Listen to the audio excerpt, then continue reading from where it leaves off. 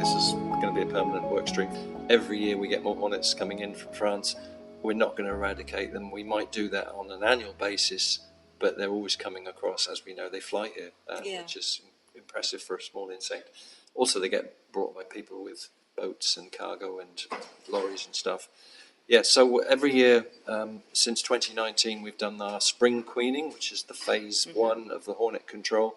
So that's to catch the queen hornets when they first come across.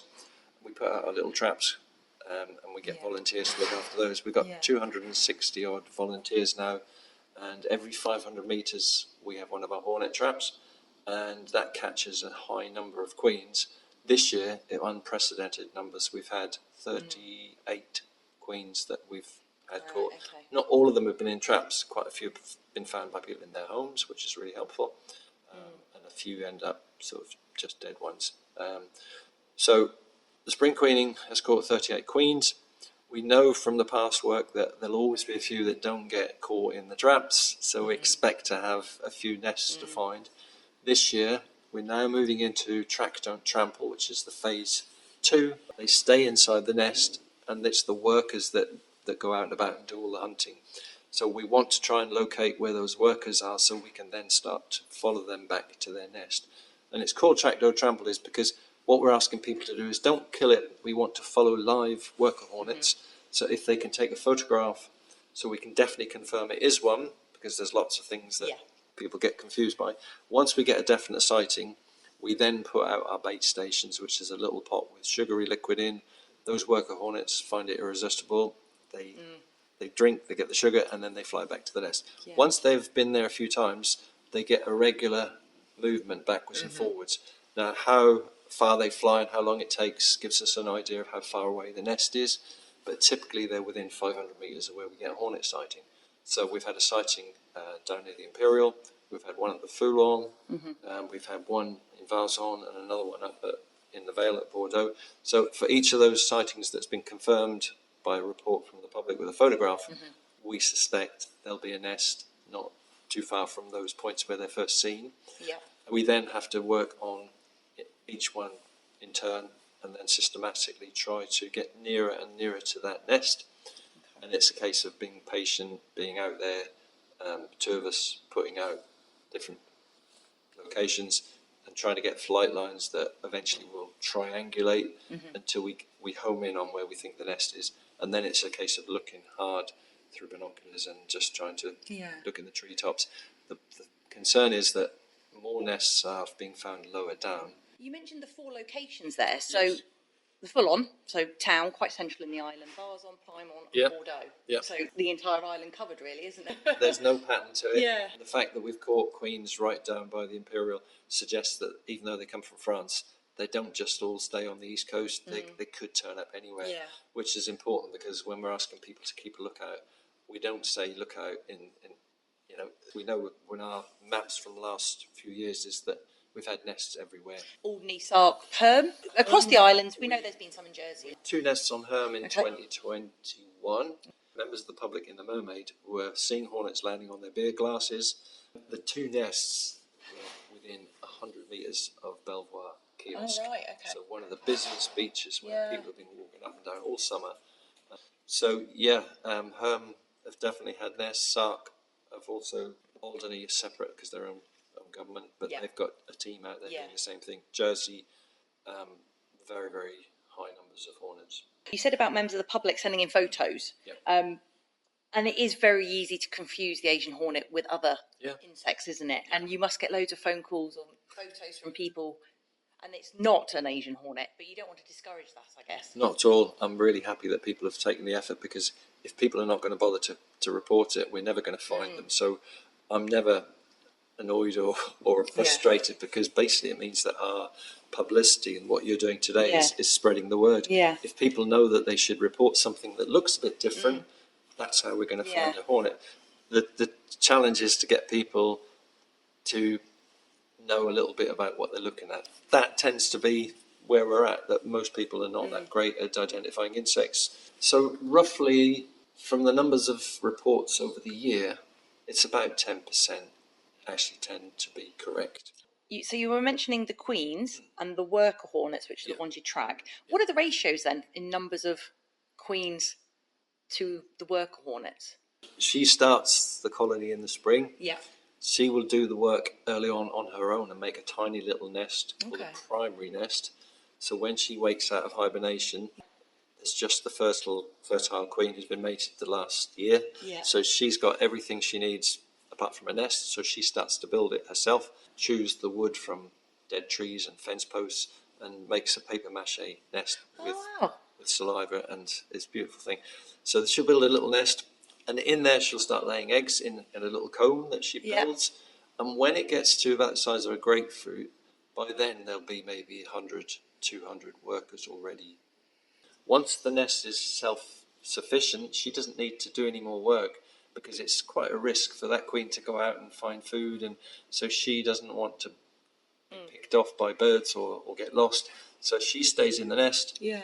And then her daughters, which she's reared, they then do the work for her, and that nest just grows and grows and grows. Yeah. So those workers will be multiplying every week, because she's just laying eggs the whole time. Yeah. I mean, what is the life cycle of a queen then?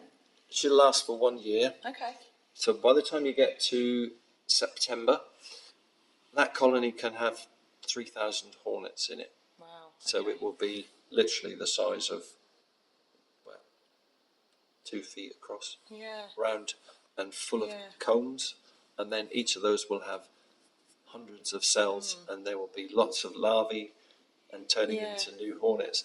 So around about September, something triggers the next phase, which is the sexual reproduction stage, because all of those worker hornets are females, and they're all daughters from the queen. But when something triggers the time to go into the final stage, those colonies produce drones, which are the male hornets, and they produce virgin queens. Okay. And that nest can have 400 queens.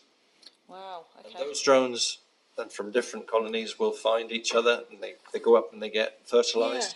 And then all the workers die out, all the males die out. All you'll have left is the fertilized queens from each of those nests that survives, and they go into hibernation. So if you imagine, from one queen, you then get 300 to 400 queens at the end of the year. They go and disappear, and nobody knows where they are until the next year. You suddenly realise that you've got a massive problem, because if you miss that nest, you've not just got the ones from France. Instead of having 10, you've got hundreds that could be. They don't all survive. Some of them will die in the winter, and some of them get diseases or whatever. But that's the life cycle. So in every nest, there's one queen. She's in charge of it all. There'll be workers that will live and then die, and then new ones are hatching off. And at its peak, you could get 3,000 workers, and then there'll be about 1,000 drones, males, and then about 300 queens. I mean, the way you said about them creating the nest, so using bits of bark and their saliva, and then obviously the nests are, we've seen photos of them before. They're very intricate. They're actually quite beautiful to look at. They're works of art. I mean, the whole life cycle. I mean, these are very clever insects. It sounds like the miracle of life, the way they're reproducing and they're self-sufficient. So why do we want to get rid of them? It's a perfectly valid question. I love insects, and although I don't like killing things, I have to justify what we're doing is actually right, because all the non-native invasive species that come onto an island have an impact. Some a very big impact, some not so big. But whether it's a plant, whether it's a crayfish, whether it's a mosquito, if it's here and it shouldn't be here, it can lead to massive problems. So I have to look at it and say, can we justify spending money, state's money, which is scarce these days? Can we justify what we're doing? Can we actually say there are reasons? And if you think about environmental, human health, and economic, the Asian hornet ticks all 3 boxes. So let's look at environmental. They're a predator. They're a top predator of all insects that they can catch. So apart from dragonflies and a few other things, there aren't any other insects in the Channel Islands that predate on all of our pollinators. So they are like suddenly putting a tiger into a place where they never lived before. Yeah. They eat whatever they can catch. So all of our pollinating insects are honeybees that people are really happy to have because they make honey. Butterflies, wasps, flies. You might think, oh, that's great if they eat all the wasps. But over time, if their numbers got out of control, each hornet nest can take up to 11 kilograms of insects in a season. So you just stop and think about that. 11 kilograms, that's about 24 jars of jam equivalent in weight of insects. They're just taking them out of the local environment.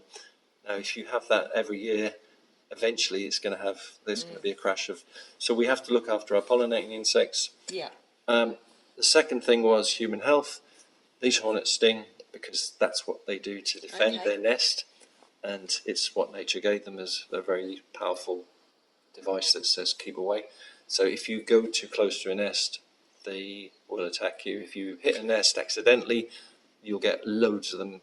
So some people accidentally get stung by a single insect. So this year we've had one person pruning wisteria, disturbed a small nest and got stung on the finger. That's just one person, and he was just a bit sore the next day. In Jersey this year, 9 members of the public have had stings doing exactly the same thing, just gardeners. And these are not the big nests, these are just the ones that the Queen have made. Somebody got 7 stings and was, I think, needing medical attention. So if you've got an allergy to wasp stings, anaphylactic, my son's allergic to bees, if somebody has a single sting from a hornet, that could be life-threatening. If you're out on herm and you get stung, what's going to happen next? It might take half an hour before somebody gets out there. So this is the risk that if you have more and more hornets that are out of control, someone accidentally is going to hit them with a hedge trimmer, or you're going to kick a football into a hedge. And, it's just frightening when you think in Spain and Portugal and France, people are dying from these hornets every year. So they're not just targeting, and they're not just a fatal risk to our insects, which obviously have those wider repercussions. There could be a fatal risk to humans. Nobody. Luckily, not in the Channel Islands yet, but in Europe. The problem is that in France, people are coming across hornets just as part of their day-to-day work. So it's not like it's just there everywhere. You have a picnic or you go to the market, hornets will be there. And sometimes you're just going to accidentally get stung, but if you, say, disturb a nest, there could be 10, 20, 30 stings, and that can put you into medical shock really quickly. The third impact is if you have a hornet nest, people want something done about it. We provide that service because it's our job. In France, you have to pay for it yourself. So if you've got a hornet's nest, no one's going to come and take it down for you. You have to pay the pest controller. And it's a cost to the public. At the moment, it's a cost to the states, which is relatively low because the numbers are so low. But if the numbers of hornet nests go up and up and up, either the states keep paying for that, or at some point they'll say, sorry, you're going to have to just ring a pest controller.